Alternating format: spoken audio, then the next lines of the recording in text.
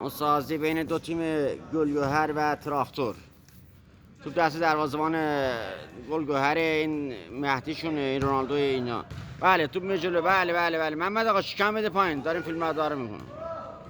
خب درگیر خطا. نه به غفور میده امیر حافظ میزنه، اوت میگیره توپو. به عجب گازی.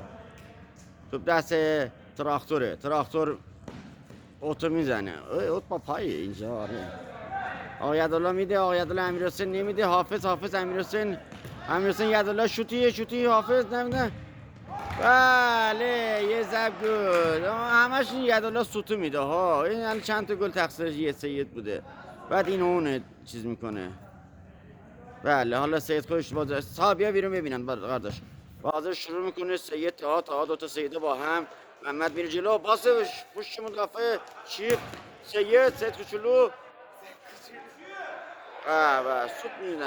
شوت میزنه پشت تیرک میره. بله حالا سید مهدی تو دست مهدی بازی شروع میکنه. نه مگه کلنر شد؟ کلنره تو دست غفور. کلنر میزنه، ببینیم چجوری میزنه. آیا گل میشه آیا گل نمیشه؟ بله میزنه سید کوچولو نمیزنه و سید بزرگه میشوته. اوت تو دست دوباره مهدی محمد میره جلو، نمیره میره سید کوچیک رد میکنه. مهدی حاج غفور مهدی محمد حمید شوت. سید بزرگ رد میکنه لایی. گل. برکالله به خوشم آمد، خیلی خوشم آمد، به خوشم. بله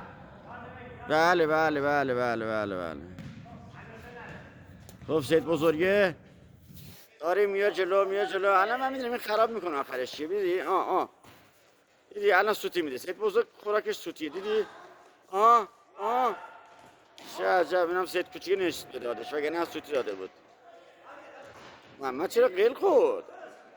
اینو بادکنک قیل میکنه. امیرحسین که بره که مهدی بارکالله. محمد غفور بره چه توپی رو میگیره. بره. بله درگیرن دوتا بازیکن. حمید اوتو میزنه. مهدی میره جلو، پاس میده به امیرحسین، میگیره توپو. شوت سید غفور. بای خرابه لله. سید کوچیکه میره تو اوتو بزنه.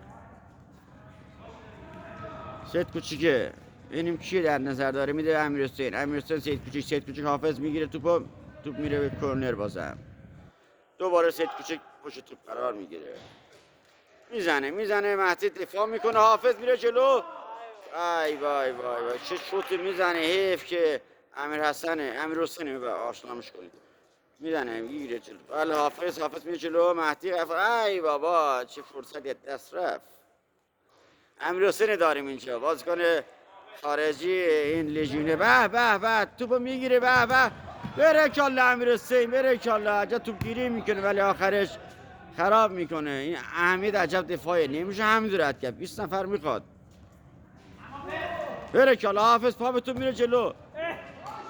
چه گل نازی. اصلا سید بود و نبود چی تأثیری نداره.